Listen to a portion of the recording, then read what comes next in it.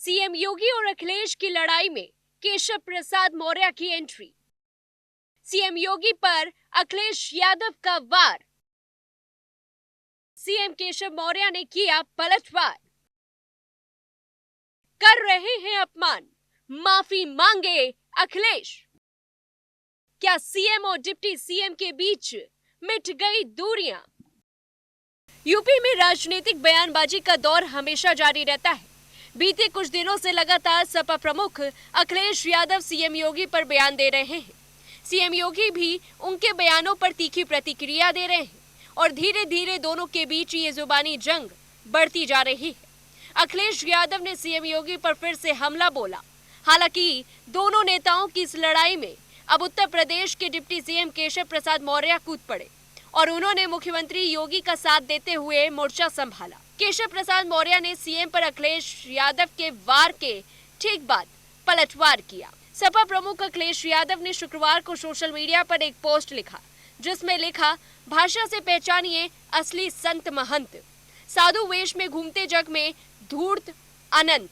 अखिलेश यादव ने पोस्ट में किसी का नाम भले नहीं लिया हो, लेकिन उनका इशारा सीएम योगी की तरफ माना जा रहा है। अखिलेश के इसी पोस्ट के बाद से केशव प्रसाद मौर्य मैदान में उतर आए और उन्होंने सपा मुखिया को जवाब दे दिया। केशव प्रसाद मौर्य ने सोशल साइट एक्स पर लिखा, सपा मुखिया अखिलेश यादव जी, आप कांग्रेस के मोहरा और राहुल गांधी के दरबारी बनने के बाद से भाषा की मर्यादा भूल गए हैं। आपकी बयानबाजी से सिर्फ संपूर्ण संत समाज का ही नहीं, प्रदेश की 25 करोड़ जनता का भी अपमान हो रहा है और ऐसे बयान के लिए आप सार्वजनिक रूप से क्षमा मांगे। आपकी भाषा ही सपा को समाप्तवादी पार्टी बनाएगी। सीएम योगी और अखिलेश की लड़ाई में केशव प्रसाद मौर्य की एंट्री सोचने में मजबूर करती है, क्योंकि कुछ महीने पहले तक केशव प्रसाद मौर्य और सीएम योगी के बीच अदावत थी और अदावत की वजह थी लोकसभा चुनाव में बीजेपी की यूपी में हार। लखनऊ में आयोजित यूपी भाजपा कार्यकारिणी की बैठक में केशव प्रसाद मौर्य ने बीजेपी के राष्ट्रीय अध्यक्ष जेपी नड्डा के सामने कहा था कि संगठन सरकार से बड़ा है। इसे एक तरह से सीएम योगी पर निशाना माना गया था। इसके बाद कई बीजेपी विधायकों और मंत्रियों ने शिकायत की थी कि पार्टी कार्यकर्ताओं की सरकार के स्तर पर उपेक्षा हो रही है, जिस कारण उनमें नाराजगी है।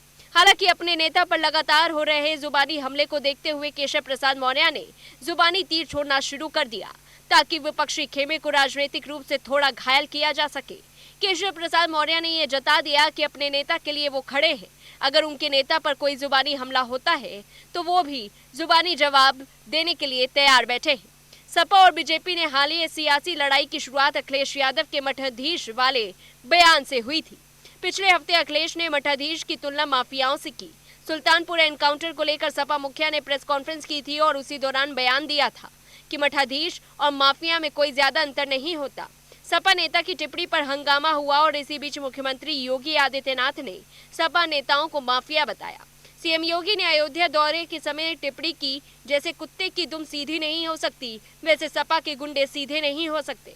इनसे लड़कर ही उन्हें सीधा किया जा सकता है। और इसीलिए मैं कह सकता हूं बहनों और भाइयों